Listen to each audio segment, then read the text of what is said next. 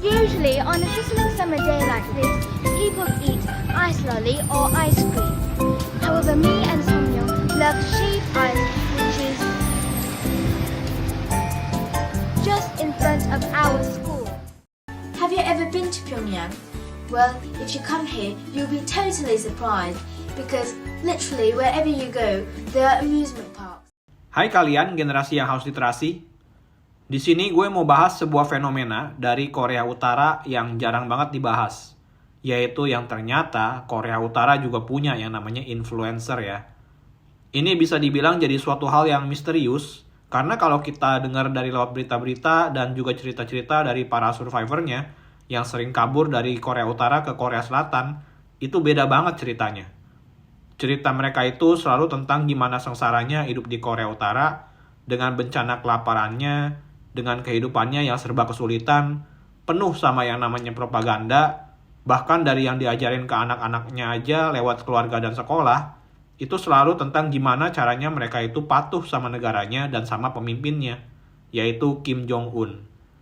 Tapi para YouTuber-YouTuber ini tuh memberikan kesan-kesan kalau tinggal di Korea Utara itu asik-asik aja, semuanya normal-normal aja dan gak ada yang namanya kelaparan di sana.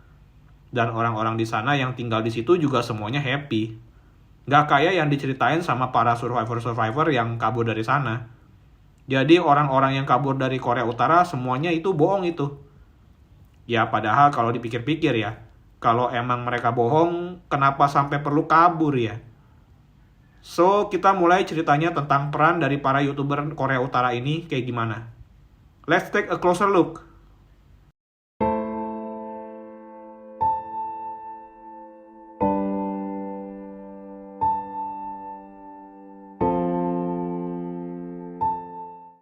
Apa reaksi pertama kalian kalau kalian ngelihat video yang ngepromosiin kehidupan di Korea Utara? Kalau gue pribadi, jujur reaksi gue itu langsung mikir, gimana caranya mereka bisa nge-shoot footage-nya? Karena ketika kita dengar nama Korea Utara, itu konotasinya udah kehidupan negara sosialis banget, yang tipe pemerintahannya itu udah otoriter banget. Bahkan kalau dibandingin sama Cina, Kuba, atau Rusia, mereka itu masih tergolong sosialis. Karena rakyatnya itu masih bisa ada kebebasan dalam beberapa kebijakan ekonomi dan bisnisnya ya. Masih ada pihak-pihak swasta yang beroperasional di sana, nggak seluruhnya dikontrol sama pemerintah. Sedangkan di Korea Utara bisa dibilang hampir semuanya ya dimiliki sama pemerintah. Kalau berdasarkan cerita-cerita dari para survivor yang udah kabur dari Korea Utara. Jadi ini ngebuat gue bingung. Kok bisa ya mereka buat video kehidupan masyarakat di Korea Utara kalau government-nya kayak begitu? Oke, kalau kita lihat sekarang, dari para YouTuber Korea Utara yang bermunculan ini, mereka ini bikin video kayak apa sih? Jadi rata-rata yang mereka buat itu adalah video-video tipe vlog, yang menunjukkan keseharian kehidupan para warga di Korea Utara. Kayak mereka tuh mau nunjukin kalau image yang kita semua pikir tentang Korea Utara itu salah. Kota dan hiburan yang ada di sana itu juga bagus-bagus, dan rata-rata mereka semua itu sebenarnya happy kok tinggal di sana. Salah satu YouTuber yang sempat terkenal dari Korea Utara itu adalah Song A, yang cerita kehidupan dia di Korea Utara tuh kayak gimana. Dia ini anak yang berumur 11 tahun dan masih sekolah di sana. Dan dia ceritain gimana kehidupan sehari-hari dia. Standar lah ya. Tapi kalau kalian nonton dan dengar videonya, kalian mungkin akan cukup kaget. Karena dia itu ngomong dan ngejelasin videonya itu pakai bahasa Inggris. Dan dia itu lancar banget ngejelasinnya. Dan yang paling bikin aneh lagi, dia itu pakai aksen British atau aksen Inggris. Yang kayaknya itu beneran gak lazim buat dipelajarin. Apalagi dengan pelafalan anak-anak umur 11 tahun. Oke, mungkin kalian ada yang berpendapat, ah itu mah lu aja yang terlalu menganggap remeh Korea Utara. Ada aja kali yang pinter bahasa Inggris dan patriotis kayak begitu. Ya, kalian gak salah akan hal ini. Pasti ada aja orang-orang yang pinter di sana. Tapi kalian bisa lihat lagi di videonya, kalau kalian lihat ekspresi dia itu kayak gak natural banget pembawaannya. Malah lebih kelihatan kayak bawain berita daripada ceritain pengalamannya sendiri. Hal ini tentunya yang bikin jadi pertanyaan. Video ini benar-benar dibuat Song A? Atau apakah ini sebenarnya cuma propaganda yang direncanakan sama pemerintah Korea Utara? Kalau kita telusurin lagi lebih lanjut, Song A sendiri tuh bukan satu-satunya YouTuber yang ada di sana ya. Ada yang namanya Echo of Truth, ada juga yang namanya Yumi, yang lebih ngepromoin kehidupan kota di Pyongyang. Kayak contohnya pergi ke supermarket, interview orang-orang di jalan, dan juga penampakan kota Pyongyang itu kayak gimana. Yang tentunya jadi pertanyaan kita semua ya. Kok bisa warga-warga yang katanya nggak bisa bebas berpendapat ini berpendapat? Belum lagi kalau ngelihat tipe-tipe konten yang diproduksi sama YouTuber-YouTuber ini, itu tuh nggak ada satupun yang ngejawab pertanyaan ini. Kalau memang kehidupan di sana itu baik-baik aja, kenapa banyak narasi di media luar dan dari orang-orang yang berhasil kabur dari Korea Utara itu semuanya ceritanya tuh cerita negatif semua? Kenapa nggak ada yang ngejawab secara normal dan kasih alasannya dan datanya atau apa kek yang menjawab kalau misalnya tuh apa yang dunia luar percaya tentang Korea Utara itu sebenarnya nggak sesuai sama yang media beritain saat ini. Yang benar itu yang YouTuber-YouTuber Korea Utara ini lakukan kalau semuanya itu baik-baik aja. Nah, sekarang kita balik lagi ke YouTuber-YouTuber Korea Utara ini. Sebenarnya mereka itu siapa sih? Apakah memang mereka beneran warga sana yang kehidupannya itu benar-benar happy? Atau ini memang sekedar propaganda aja yang ngebuat Korea Utara itu kelihatan negara yang bagus dan baik-baik aja? Oke, kita lihat dari sistem pemerintahannya dulu aja ya. Jadi di Korea Utara itu sebenarnya nggak ada yang namanya internet. Lah, tapi kalau nggak ada internet, gimana mereka bisa kerja secara efisien? Atau gimana cara mereka tahu tentang dunia luar? Ngapain juga mereka buat video kalau nggak punya internet dan bisa juga upload-upload di YouTube segala? Iya, mereka emang nggak punya internet, tapi mereka ada yang namanya intranet. Jadi kalau berdasarkan Profesor Rudiger Frank yang udah mempelajari tentang Korea Utara selama 30 tahun, itu bilang kalau Korea Utara tuh sebenarnya nggak ketinggalan-ketinggalan amat. Mereka juga punya kok app-app khusus dan juga intranet ini yang dipakai buat negara mereka aja. Tapi yang pasti nggak ada akses internet keluar. Cuma orang-orang yang dekat sama pemerintahan aja yang bisa punya akses ke internet. Dan itu pun aksesnya terbatas juga ya. Dan kalau ngelihat konten-konten ini, konten-kontennya tuh dibuat dalam bahasa Inggris juga. Yang mempermudah orang-orang barat dan seluruh dunia tuh tahu kehidupan di Korut tuh kayak gimana sebenarnya. Jadi kelihatan kayak propagandanya lah. Akses internet yang terbatas. Terus siapa yang ngupload YouTube video ini kalau bukan orang yang dekat sama pemerintahan atau orang pemerintahan itu sendiri? Nah, sekarang kita ngelihat Song A. Seorang YouTuber yang umurnya 11 tahun tadi. Sebelumnya gue bilang kan, kalau bahasa Inggrisnya itu pelafalannya udah bagus banget. Dan aksennya itu aksen British atau Inggris. Setelah ditelusuri lebih lanjut, ternyata Song A itu adalah anak dari diplomatnya Korea Utara yang namanya itu Im Jun Hyuk. Jadi ternyata waktu masa kecilnya si Song A ini, dia itu sebenarnya dibesarkan di Inggris, yang jadinya jelas dari mana dia dapat aksen Inggris ini. Dan kalau ditelusurin lagi family tree-nya, dia itu ternyata cucu dari salah satu petinggi komandan militer di Korea Utara yang namanya Ryu Sol, yang waktu itu jabatannya pada waktu zaman pemerintahan Kim Il Sung sama Kim Jong Il. Jadi masih dalam era-era perang Korea lah ya pada zaman itu. Jadi ini si Song A itu udah pasti adalah orang penting yang ada di situ. Secara ini tuh cucunya mantan komandan militer tertinggi di Korea Utara, bayangin aja. Ya ini yang ngebuat makin misterius lagi. Dan banyak yang bilang juga kalau dia buat video itu udah pasti ada yang ngawasin. Udah ada skripnya, tinggal diikutin aja. Dan pokoknya ngasih tahu yang bagus-bagus aja tentang Korea Utara dengan berakting bareng temennya yang katanya best friend-nya dia. Tapi nggak pernah ngomong apa-apa juga ya selama video ya. Oke, jadi nggak cuma si Song aja ya yang punya hal misterius kayak begini. Tapi ada juga YouTuber bule yang mempromosikan Korea Utara juga yang namanya Zoe Discover. Dia juga buat video-video tentang keindahan dari Korea Utara yang sebenarnya itu ternyata pas ditelusurin dia itu kerja jadi tour guide dari sebuah grup tour yang bernama Koryo Group. Dia itu katanya nggak dibayar sama pemerintah Korea Utara, dan dia itu udah nganterin berbagai wisatawan mancanegara ke Korea Utara.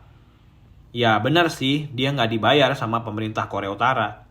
Dia kan dibayarnya sama perusahaan travelnya ya, yang namanya Koryo Group ini.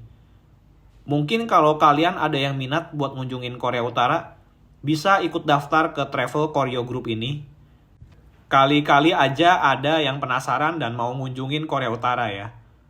Atau kalau dari kalian ada yang udah pernah ngunjungin, boleh komentar di kolom bawah juga supaya kita semua bisa mendapat perspektif baru.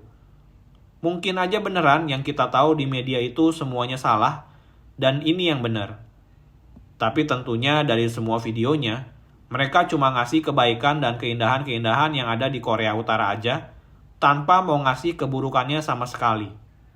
Ini yang jadi alasan kenapa banyak orang-orang berpikir kalau ini tuh adalah propaganda yang dibuat dari Korea Utara untuk memperbagus image dari negaranya. Karena kalau kelihatannya kehidupan di sana kayak normal-normal aja, ya pastinya bisa ngebuat turis-turis mancanegara penasaran dan mau ngunjungin Korea Utara. Soalnya ini juga jadi rencana dari Korea Utara juga ya. Secara mereka itu udah pasti butuh yang namanya devisa negara, dan salah satu cara dapat devisa negara ya dari turis. Dan dari datanya, kebanyakan turis-turis yang ngunjungin Korea Utara tuh pakai tour. Dan mereka itu kebanyakan dari Cina. Dan sebagian juga ada yang dari negara barat juga. Which is negara barat itu artiannya nyampur ya. Nggak cuma Amerika tapi pasti ada dari Eropa juga. Jadi nggak mungkin orang biasa langsung book flight mau ke Pyongyang pakai jalur umum. Kalau memang negaranya baik-baik aja dan aman-aman aja, kenapa nggak bisa terbang langsung ke sana kayak negara-negara lainnya? Kenapa harus lewat Cina? Kayak ini ada lagi yang kita lihat dari wisatawan asing yang quote-unquote berhasil masuk ke Korea Utara. Ini cerita kalau pengalamannya di Korea Utara itu benar-benar negaranya misterius dan suram banget. Karena dia itu cuma bisa masuk ke Korea Utara itu lewat tour, seperti yang gue bilang sebelumnya. Dan dia itu sebelum masuk ke Korut juga dicek dulu barang-barangnya apa aja, sampai isi HP-nya juga dicekin gambar-gambarnya apa aja, gokil.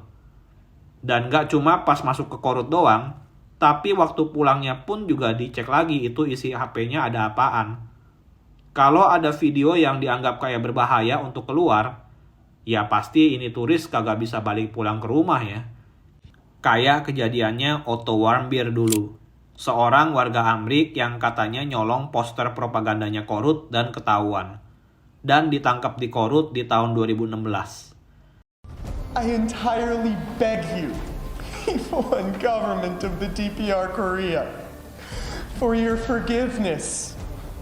Please, I have made the worst mistake of my life.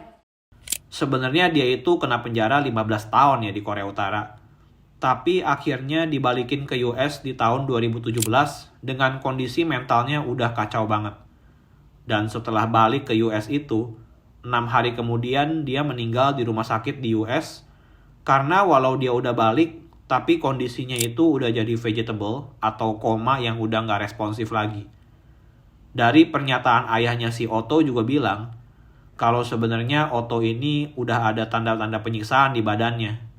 Kepalanya udah dibotakin, terus dia ini sebenarnya udah buta sama tuli. Dan ada beberapa bekas luka di badannya. Ya jadi kalau ketahuan yang aneh-aneh, nasibnya bisa jadi sama kayak si Otto ini. Jadi kalau gue ditanya, ini para YouTuber Korut ini sebenarnya condong ke propaganda atau bukan? Pendapat gue tuh sebenarnya lebih condong ke iya. Secara semua buktinya mengarah ke sana. Ya walau orang-orang yang kabur dari Korea Utara pun juga sebenarnya nggak happy-happy amat ya tinggal di Korea Selatan.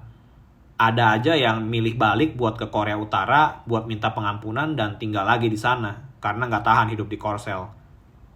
Dan kalau memang dibandingin sama kehidupan di Korea Utara, yang narasinya udah satu suara kalau di sana tuh memang ada masalah bencana kelaparan dan persentase besar masyarakatnya itu memang ngalamin hal ini.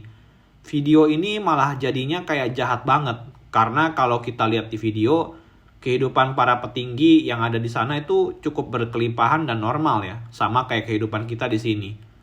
Apalagi kalau di sana itu ketahuan distribusi lagu atau drama Korea Selatan ya, udah pasti bakal kena hukuman di sana. Kayak kasus warga Korut ini yang jadi distributor film K-drama ini ya, dieksekusi dong. Dan orang-orang yang ketahuan nonton juga bakal kena kerja paksa juga. Jadi ini udah jadi fakta yang udah juga dicek sama banyak sumber.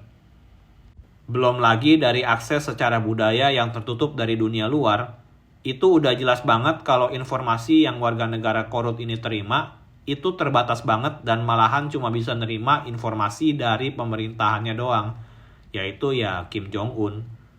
Mungkin ada dari kalian yang berpendapat berbeda, boleh komentar di kolom bawah juga ya. Tentunya pakai argumen juga ya. Soalnya buat gue jelas dari aksesnya aja nggak bisa langsung ngunjungin ke sana. Itu udah aneh banget. Kayaknya itu satu-satunya negara yang punya airport, tapi nggak bisa dikunjungin secara langsung kalau nggak lewat Cina. Apalagi dari YouTuber-YouTuber ini yang kalau kalian coba cari namanya di YouTube, kayak Song A Daily Life, atau Echo of Truth, atau Olivia Natasha Yumi Space, itu semuanya juga udah hilang dari YouTube. Kecuali Zoe Discover ya. Ya sampai saat video ini tayang sih masih ada ya. Tapi kayaknya kena shadow ban juga deh. Karena exposure-nya, views-nya itu nggak tinggi kayak video-videonya yang dulu. Lagian kan banyak banget orang-orang Korea Utara yang pada kabur ke Korea Selatan dan perjuangan mereka itu berat-berat dan susah-susah. Ada yang bahkan sampai ditembak ya supaya bisa lolos dari Korut. Kalau kehidupan mereka baik-baik aja, ngapain sampai kabur pakai cara kayak begini? Ya tinggal pergi aja kan dari perbatasannya kan, kalau misalnya emang diperbolehkan dan bebas. Tapi yang seperti kalian tahu kan itu tidak mungkin ya. Dan memang kalau gue lihat-lihat juga dari video YouTuber-YouTuber ini, memang nggak natural dan terkesan sandiwara. Dialog-dialognya itu kayak pakai skrip dan yang dipromoin itu juga kayak nggak natural. Masa promoin kalau di Korut juga ada pisang, nggak kalah sama negara-negara lain? Ya absurd aja sih kalau di semua negara kita semua bisa makan pisang dengan bebas. So, gimana pendapat kalian tentang peran para YouTuber Korea Utara ini? Atau mungkin dari kalian ada yang pengen cari tahu ke Korea Utaranya langsung?